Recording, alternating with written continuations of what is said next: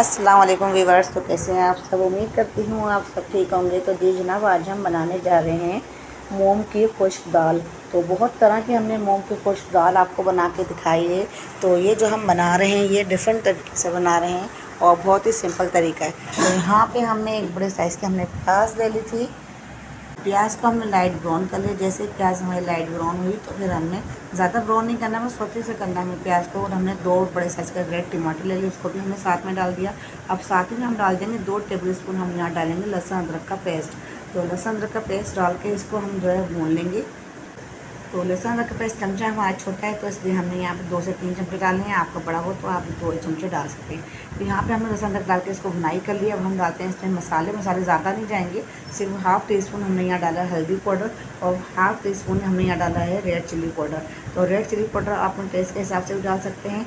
और half tea spoon मैंने यहाँ डाला है कश्मीरी लाल मिर्च और हाफ़ टेबल स्पून ही मैंने यहाँ डाला है नमक और हाफ़ टेबल स्पून मैंने डाला है पिसा हुआ धनिया। तो ये सारे स्पाइसेस डालने के बाद इसको अब हम भून लेंगे ताकि अच्छे से इसकी भुनाई हो जाए। और जैसे ही इसका जो है ना भुनाई करने के बाद इसका ऑयल ऊपर आ जाता है तो ऑयल को हम निकाल लेंगे ताकि ऊपर से फिर हम इसकी गार्निशिंग कर सकें। तो यहाँ थोड़ा सा पानी डाल के ताकि टमाटर जो है अच्छे से गल जाए। तो यहाँ पानी डाल के इसको कवर कर दूँगी मैं सिर्फ 2 से 3 मिनट के लिए और हल्की आंच पे करना है। तो देखें ये ऑयल ऊपर आ चुका है, पानी जो हमने डाला था सारा वो ड्राई हो चुका है, मसाला भी हमारा भूनने का आ गया है। तो मसाले को भून के सारा ऑयल हम निकाल लेंगे। तो सारा ऑयल निकालने के बाद फिर हम यहाँ पे मिर्चें हमने ऐड कर दी हैं और ऑयल मैंने निकाल लिया है, वो मैंने दिखाया नहीं, वीडियो थोड़ी मिस्टेक हो गई थी। तो यहाँ पे मैंने हरी मिर्चें ऐड कर दी काट के, आधी उसमें डाल दी, आधी हमने बाद में डालेंगे।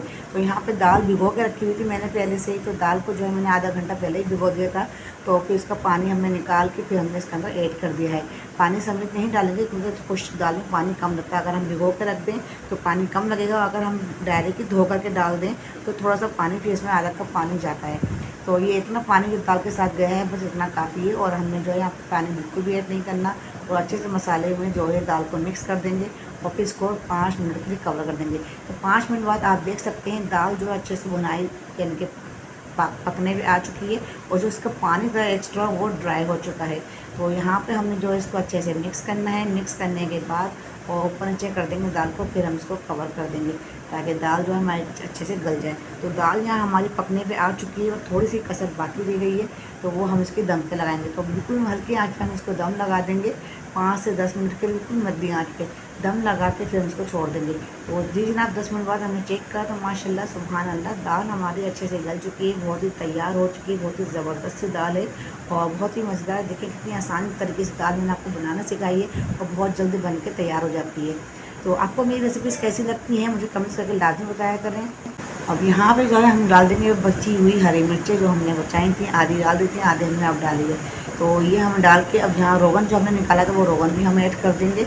ये आप देख सकते हैं ये रोगन हमने ऐड कर दिया है और प्याली में थोड़ी सी दाल डाल के इसको भी बिल्कुल निकाल लेंगे ताकि थोड़ा सा जितना ऑयल हो हमारा ज़ाया ना जाए।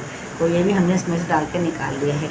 तो बिल्कुल हमने दाल हमारी रेडी है। अब हम करते हैं डिश आउट को भी आपको दिखाते हैं। 1-2 मिनट के लिए इसको हम कवर करेंगे। 2 मिनट कवर करने के बाद फिर हम आपको दिखाएंगे। चूल्हा बंद कर दिया है हमने। अब हमने देखें 2 मिनट बाद ढकना हटाया तो दाल बिल्कुल हमारी ज़बरदस्त तैयार है।